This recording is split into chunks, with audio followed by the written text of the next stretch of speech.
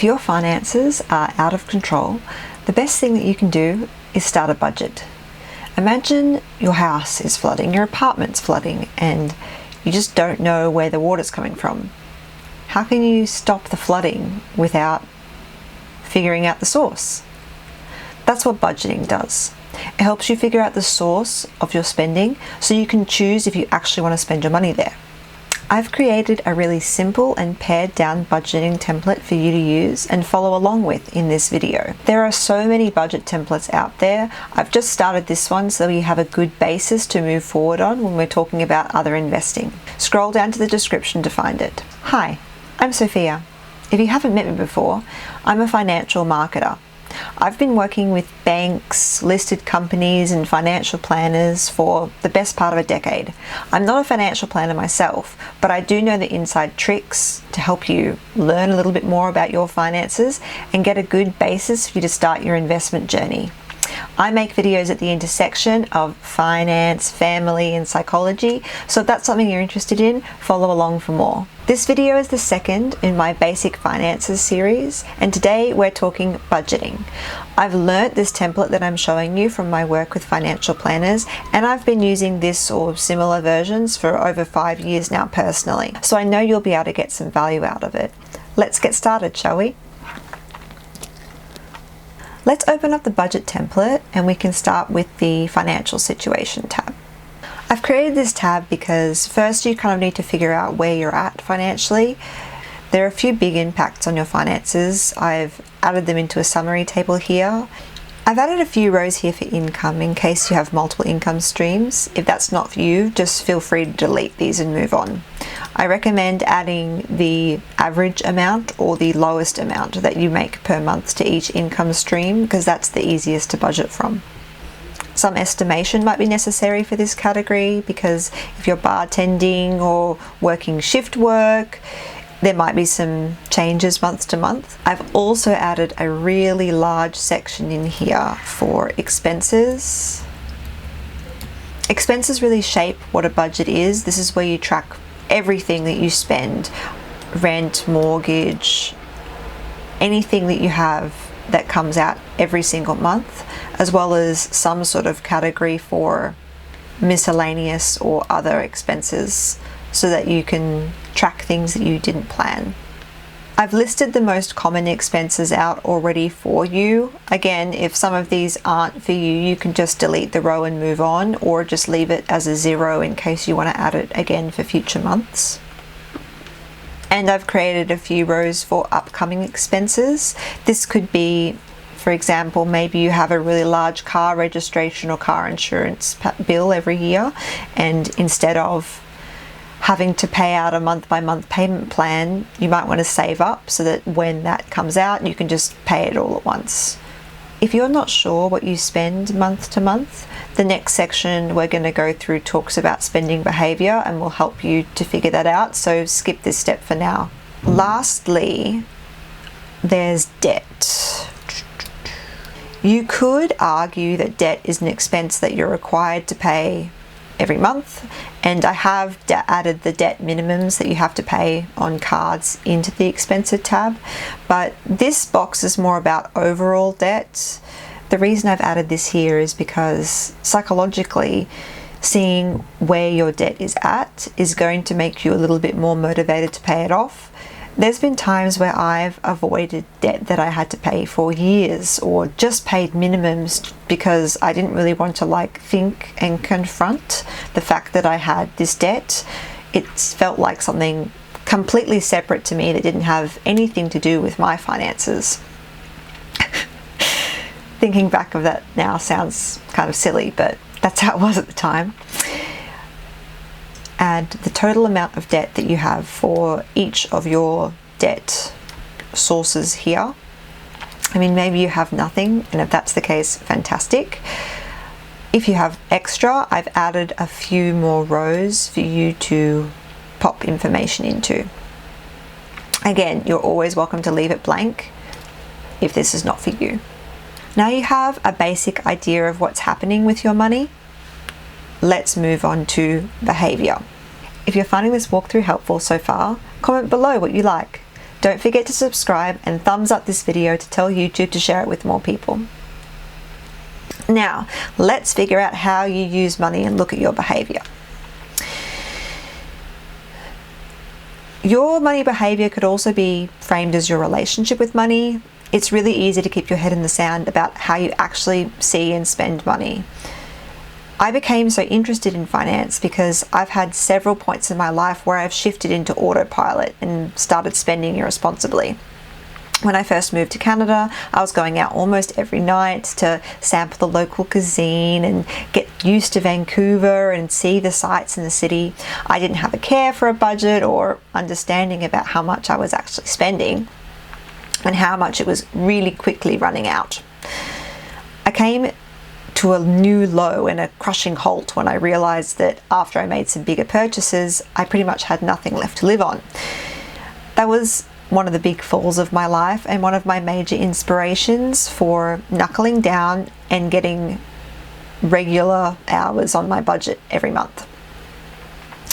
For you, it might look different. Maybe you're constantly being influenced by TikToks, or you put your groceries on a credit card, or you don't pay off your credit card every month. Maybe you prioritize buying sweet treats over paying off debt. To figure out your relationship with money, I want you to pull up your checking accounts, savings accounts, and any credit accounts that you have. Go through line by line and see if the expenses are necessary, impulsive, or planned. You can put each expense directly into the sheet that I have here. The way you're going to do that is download a CSV file for the last calendar month of each of the accounts that you have. It's easier if you download a CSV so that you can just copy paste all of the line items across. If this is not for you, you can also manually add them in. It just takes longer and there's more chance that you can make mistakes. But maybe spreadsheeting is already too much for you and just typing it in feels more relaxing. So whatever works for you, you do that. This is the most painful and time-consuming step of budgeting. Just see if you can get it done and move forward. If you're really not in the headspace to do it right now, or if confronting the things you spent in the past is just too painful, then skip this step.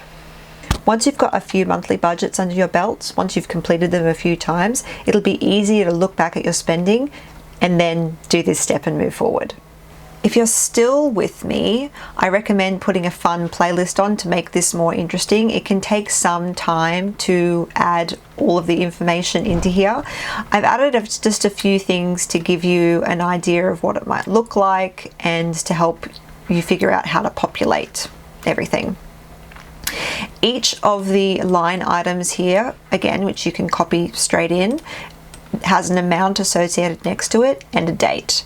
You don't need to put the date in. I think it's just useful to have there so that when you're looking back, you can figure out when something's happened. I've also added this category column so that you can figure out what it is that you're actually spending in each category. If it's bills or rent or mortgage, there's a whole lot of things that you can add into here, and then a few categories down the bottom that you can add in for yourself just so that the budget makes sense for you. Once you have added everything into column B and C, these two tables over here will populate up nicely.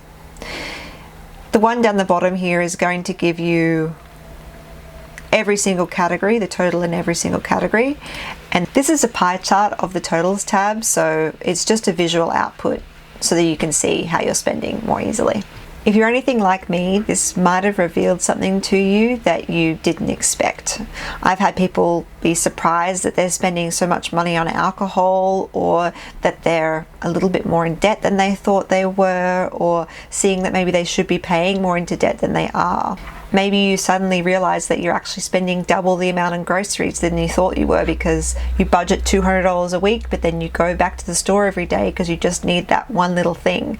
It's really easy to let our spending kind of get away from us if we don't look at it and really figure out where the money is going. One more thing that might come up for you here is but last month I went on a holiday, or I bought a new car, or did something that was completely unusual and the expenditure that you have is just not a normal month for you. If that's the case, I'd suggest going back to the month before or whenever the last month was normal for you.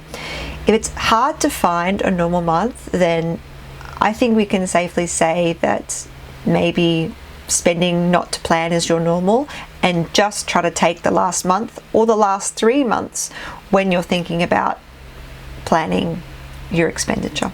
Now that you know what your spending habits are, let's have some fun and plan for the future. We're going to set your financial goals. I think of financial goals in 4 steps. The first is paying off debt. The second is saving for something big like an emergency fund or maybe a deposit for a house or a holiday if you're feeling extravagant.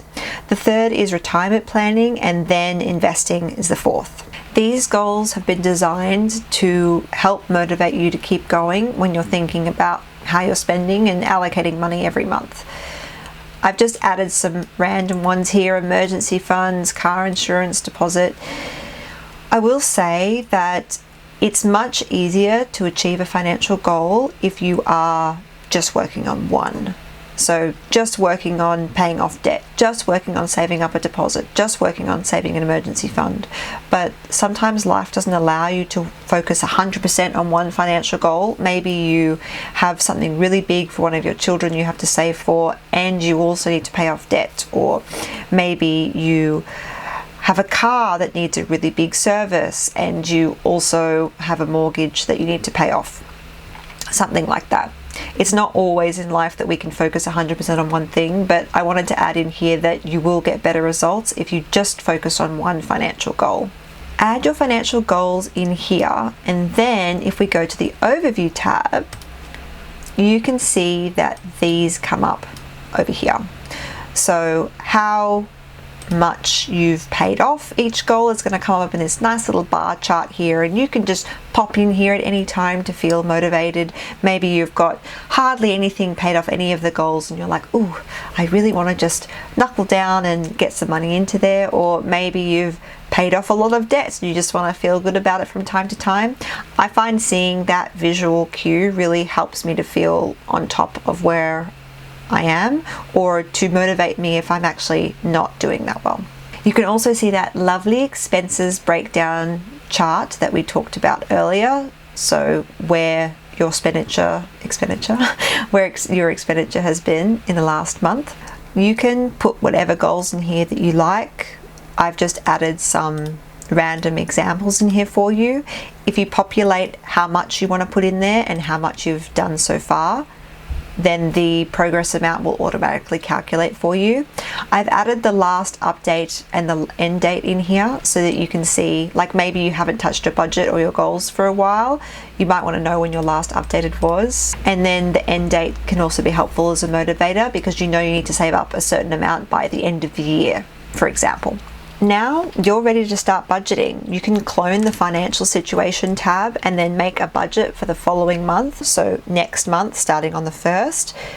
Then you can add in all the things you're going to spend, all the income you expect to have, and any debt and where it's up to.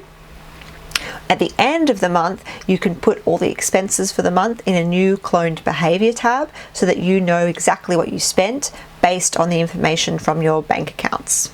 Each month, you can clone the financial situation tab and the behavior tab. You'll get a good understanding of what you wanted to spend and what you actually spent. Just doing the exercise of planning a budget and reviewing is going to make you much more conscious when you're spending if the thing you're buying is what you actually want to buy, or if it's an impulse purchase. And just having this thought in your head is more likely to put you on track with your budgeting rather than kind of slip into I don't know what I'm spending mode. Thanks for watching. I hope you enjoyed budgeting with me. Let me know if there's anything you think I missed out, or if you have any questions in the comments below. I'll see you next time. Bye.